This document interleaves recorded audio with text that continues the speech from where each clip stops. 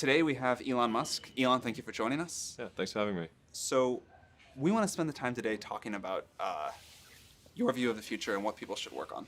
So, to start off, could you tell us? You famously said when you were younger there were 5 problems that you thought were most important for you to work on. If you were 22 today, what would the 5 problems that you would think about working on be?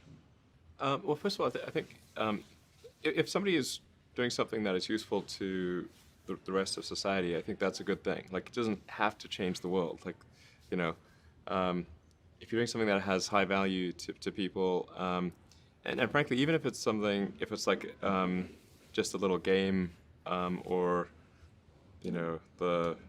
some improvement in photo sharing or something, if it has a small amount of good for a large number of people, I think that's fine. Like, stuff doesn't need to be changed the world just to be good.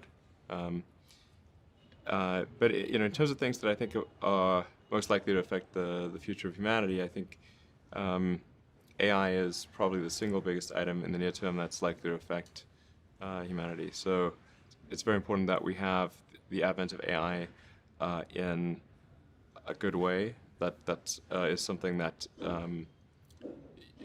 if you could look into the crystal ball and see the future, you would like that outcome, because it is something that could go wrong, as we've talked about many times, and so we really need to make sure it goes right.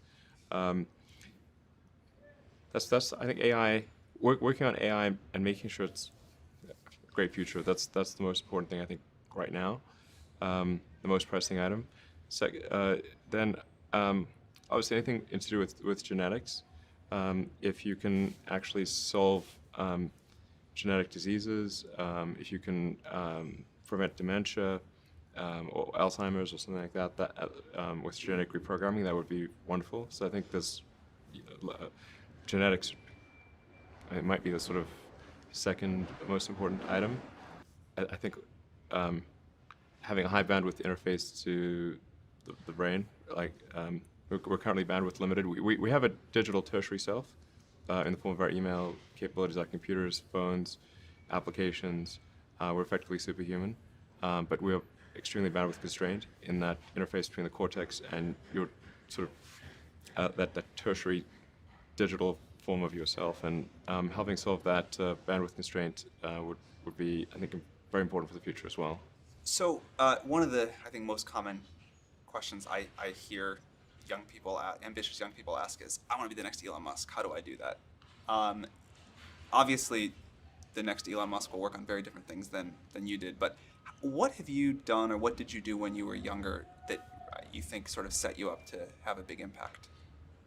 Well, I think first of all I should say that I did not expect to be involved in all these things. So the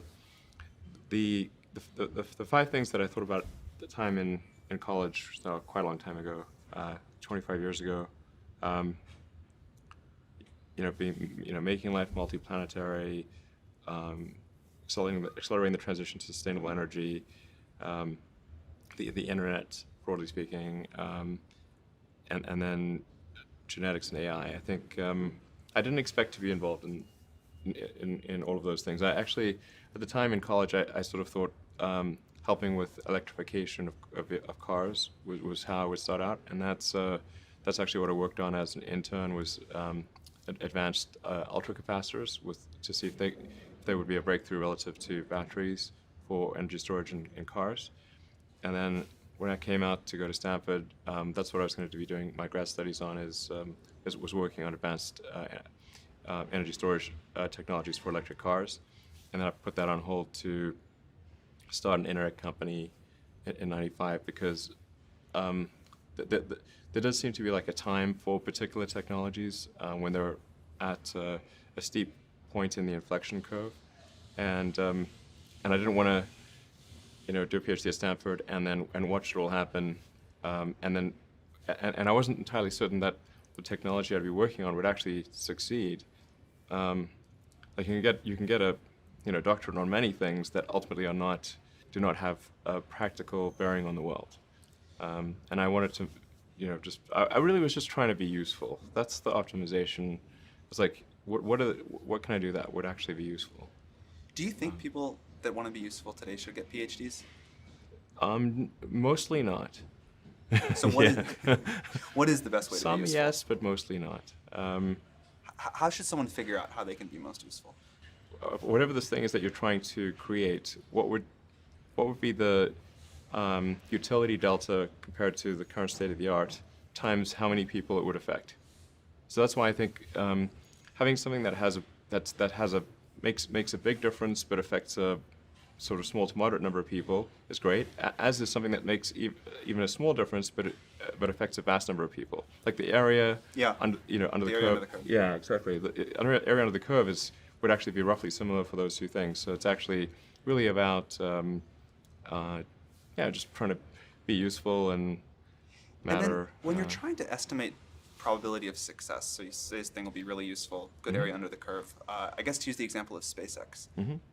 When you made the go decision that you were actually going to do that, this was kind of a very crazy thing at the time. Very crazy, Very for sure. crazy. Yeah, people are not shy about saying that. But I kind of agree. I agreed with them that it was quite crazy. Crazy if the objective was to achieve the best risk-adjusted return, starting a rocket company is insane. But that was not my objective. I'd simply come to the conclusion that if something didn't happen to improve rocket technology, we would be stuck on Earth forever. And the big aerospace companies had just had no interest in radical innovation. All they wanted to do was try to make their old technology slightly better every year, and in fact, sometimes it would actually get worse. And particularly in rockets, it's pretty bad. Like in '69, we were able to go to the moon with the Saturn V, and then the space shuttle could only take people to low Earth orbit, and then the space shuttle retired. I mean, that trend is basically trends to zero. People sometimes think technology just automatically gets better every year, but it actually doesn't. It only gets better if smart people work like crazy to make it better. That's how any technology actually gets better. And by itself, technology, if people don't work on it, actually will decline. I mean, you could look at the history of civilizations, many civilizations, and look at, say, ancient Egypt, where they were able to build these incredible pyramids, and then they basically forgot how to build pyramids. And then even hieroglyphics, they forgot how to read hieroglyphics. So we look at Rome and how they were able to build these incredible roadways and aqueducts and indoor plumbing, and they forgot how to do all of those things. There are many such examples in history. So I think should always bear in mind that entropy is not on your side. Yeah. One thing I really like about you is you are unusually fearless and willing to go in the face of other people telling you something is crazy. And I know a lot of pretty crazy people, you still stand out. Where does that come from, or how do you think about making a decision when everyone tells you this is a crazy idea? Or where do you get the internal strength to do that? Well, first of all, I'd say I actually think I feel fear quite strongly. So it's not as though I just have the absence of fear. I feel it quite strongly. But there are just times when something is important enough, you believe in it enough, that you do it in spite of the fear. So speaking of important things, like people shouldn't think people shouldn't think, well, I feel fear about this and therefore I shouldn't do it. It's normal to feel fear. Like there'd have to be something mentally wrong if you didn't feel fear. So you just feel it and let the importance of it drive you to do it anyway. Yeah, actually, something that can be helpful is fatalism, to some degree. If you just accept the probabilities, then that diminishes fear. When starting SpaceX, I thought the odds of success were less than 10%, and I just accepted that actually probably I would just lose everything. But that maybe would make some progress if we could just move the ball forward. Even if we died, maybe some other company could pick up the baton and keep moving it forward, so that would still do some good. Same with Tesla. I thought the odds of a car company succeeding were extremely low. What do you think the odds of the Mars colony are at this point today? Well, oddly enough, I actually think they're pretty good. So like, when can I go? Okay. At this point, I am certain there is a way. I'm certain that success is one of the possible outcomes for establishing a self-sustaining Mars colony, in fact, a growing Mars colony.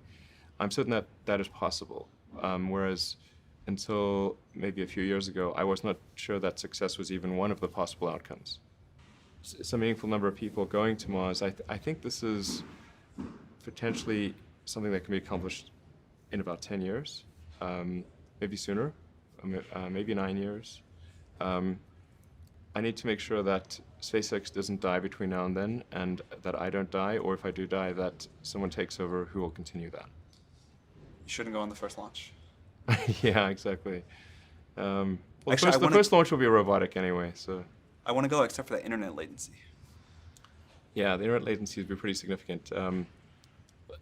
Mars is roughly 12 light minutes from the sun, and Earth is 8 light minutes, so at closest approach, Mars is 4 light minutes away. At furthest approach is 20.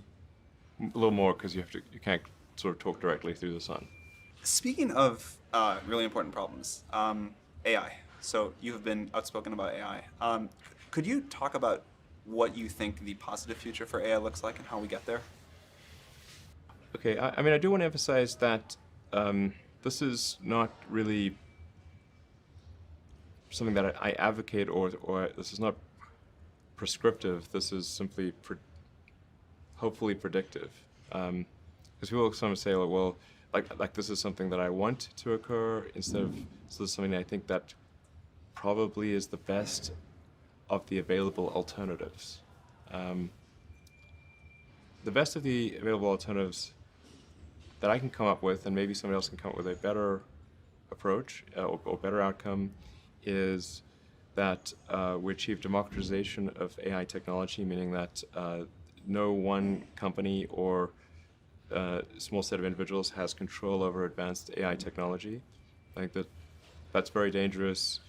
It could also get stolen by somebody bad, like some evil dictator of a country could send their intelligence agency to go steal it and gain control.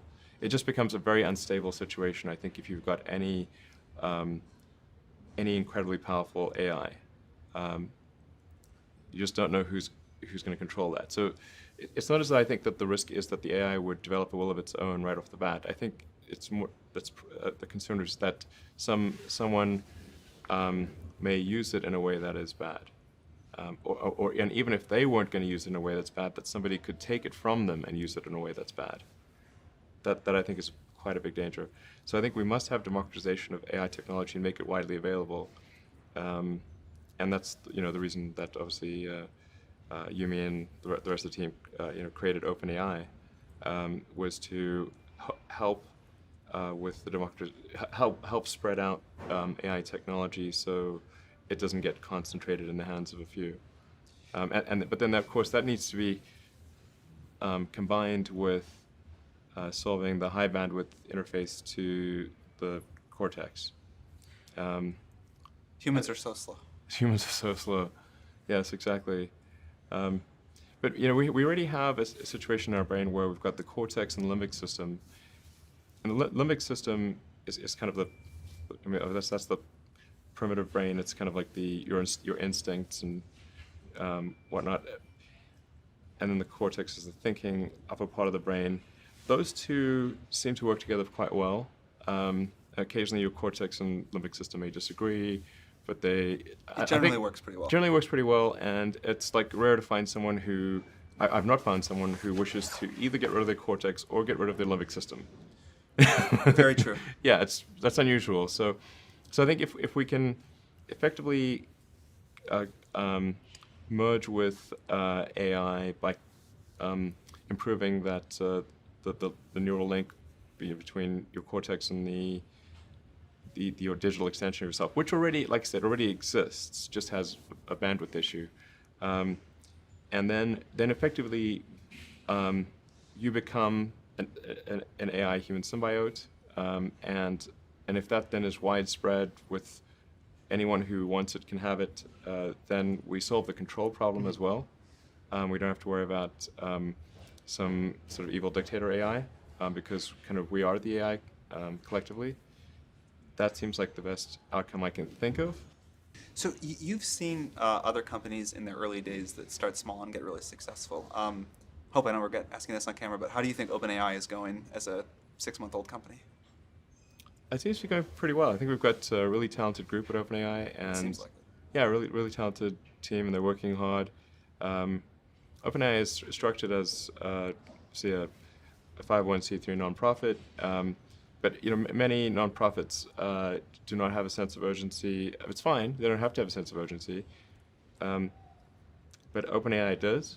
Because I think people really believe in the mission.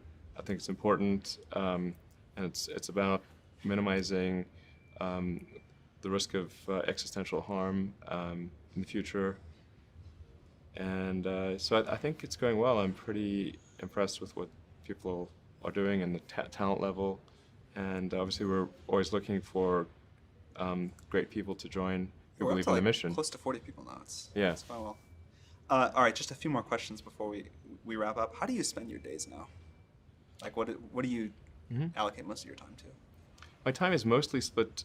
It's split between SpaceX and Tesla, and of course, I try to spend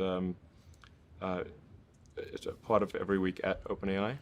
So I spend basically half a day at OpenAI most weeks, and then I have some OpenAI stuff that happens during the week. But other than that, it's really And what do you do SpaceX when and you're at Tesla. SpaceX or Tesla? Like, what does your time look like there? Yeah, so that's a good question. I think a lot of people think I must spend a lot of time with media or on businessy things, but actually almost all my time, like 80% of it, is spent on engineering and design. Engineering and design. So it's developing next generation product. That's 80% of it. You probably don't remember this. A very long time ago, many years, you took me on a tour of SpaceX. And the most impressive thing was that you knew every detail of the rocket and every piece of engineering that went into it. And I don't think many people get that about you.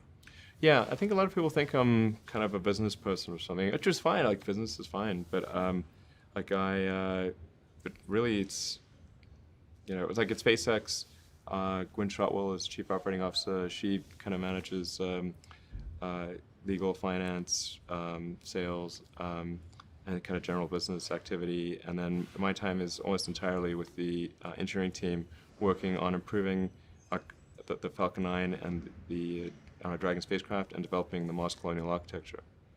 And then at Tesla, it's working on the Model 3 and some in the design studio, typically half a day a week, dealing with aesthetics and look and feel things, and then most of the rest of the week is just going through engineering of the car itself, as well as engineering of the factory.